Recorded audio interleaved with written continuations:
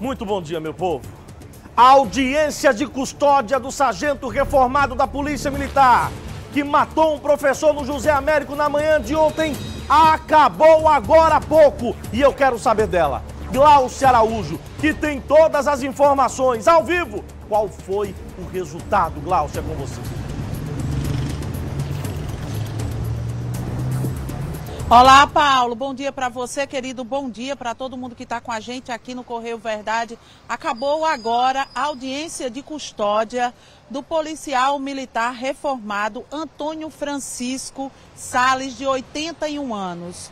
O juiz, que foi o Salvador Vasconcelos, ele determinou que a prisão em flagrante fosse convertida em prisão preventiva. O que isso significa? Significa que Antônio Francisco de Salles será encaminhado daqui a pouco para o 1º Batalhão da Polícia Militar, que fica no centro de João Pessoa.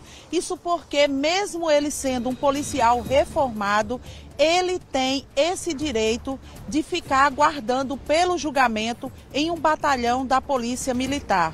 E como ele tem também mais de 60 anos, ele também tem este privilégio. Ele ainda continua aqui no Fórum Criminal, porque quando ele chegou por volta das 7h40 da manhã, aqui no Fórum Criminal. Ele veio em 2 viaturas. Vieram os presos, ele veio em uma dessas viaturas. Quando chegou aqui, desceu e já foi direto para o 6º andar do Fórum Criminal para aguardar a audiência de custódia, que começou às 9 horas da manhã. O policial reformado era o 4º a ser ouvido e, por isso, ele demorou um pouco mais para entrar lá na sala. Primeiro porque faltaram os documentos que precisavam ser apresentados ao juiz de custódia. E ele, quando esses documentos chegaram, foi que ele foi ouvido e agora ele precisa aguardar que todos os presos que foram trazidos para cá sejam ouvidos pelo juiz da custódia para depois ele ser encaminhado para o 1º Batalhão. Então ainda não tem hora, porque agora que está sendo ouvido o 5º preso. Então ainda faltam muitos até que ele seja levado daqui para o local onde ele vai aguardar pelo julgamento. Antes de começar a audiência de custódia, a gente conversou com o advogado que está acompanhando o policial reformado.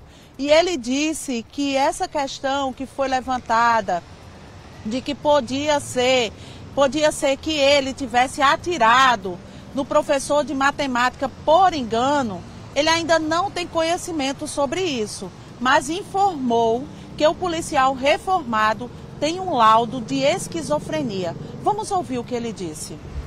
Ele é portador de esquizofrenia, está isso laudado, esse laudo já consta nos autos do inquérito. Enfim, foi dessa forma que é o que a gente tem de informação dessa tragédia que ocorreu no dia de ontem. Ele teria matado por engano?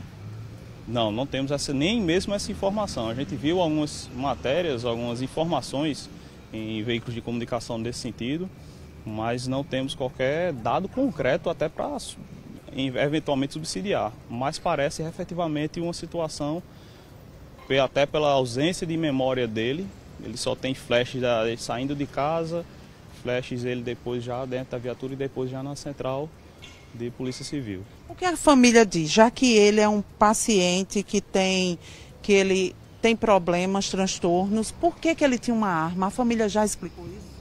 Ele tinha essa arma em razão da função dele. Ele é policial militar e você não deixa de ser militar quando se aposenta, né? Quando fica reformado. Mas mesmo tendo problemas mentais, diante da ainda ter essa arma em casa? Bom, a família por si só não pode reter uma arma de propriedade de outrem. Aí é uma situação, com todo respeito, que caberia aos órgãos de controle da própria atividade policial militar para se manifestar mais detidamente sobre isso. O que é a regulamentação interna deles diz a respeito, isso é uma matéria interna corporis. Aí a gente não tem ingerência sobre esse detalhe. Então quer dizer que a defesa já trabalha com a questão de que ele, por ter esquizofrenia, ele não teve noção do que estava acontecendo, do perigo que ele estava causando. É cedo ainda para a gente antecipar aqui tese defensiva. O que a gente pode passar para vocês é o que efetivamente em concreto consta nos autos do inquérito e do pouco contato que a gente teve com ele. E do pouco contato que a gente teve e do que se alicerça, ou melhor, do que se obtém, do que está alicerçado nesse inquérito, são essas as informações.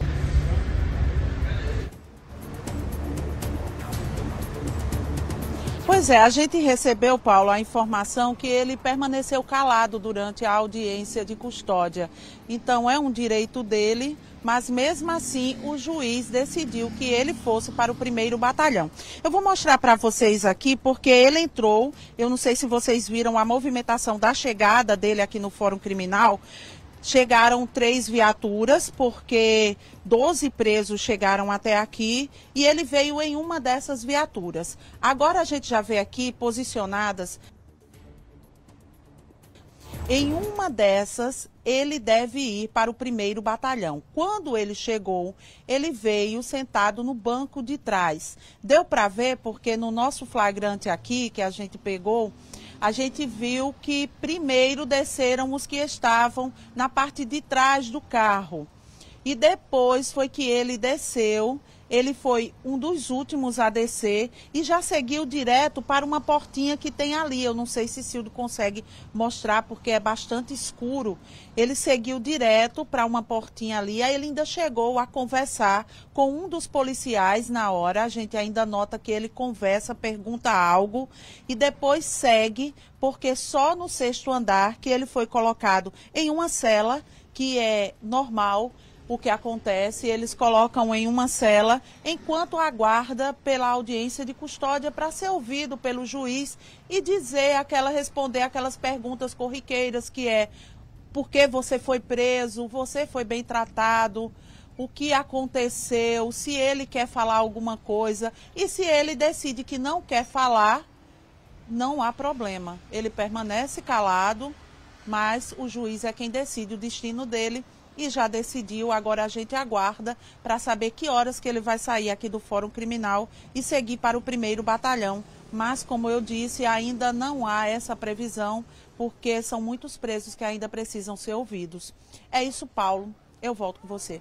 Glaucia, excelente trabalho. Muito obrigado a você pelas informações. Eu quero fazer um acordo aqui com você. Eu não vou comentar essas informações trazidas por Glaucia Araújo agora, não.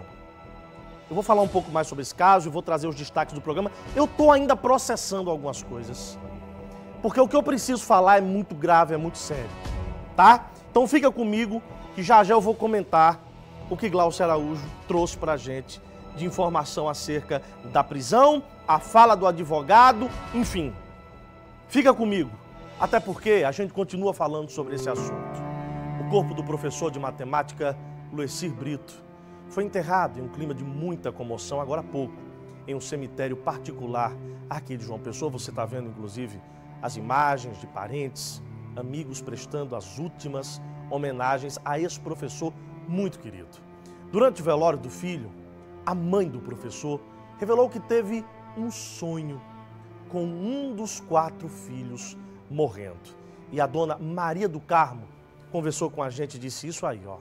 Aí eu digo, um sonho dos meus 4 filhos. Eu digo, ó, meu filho, você...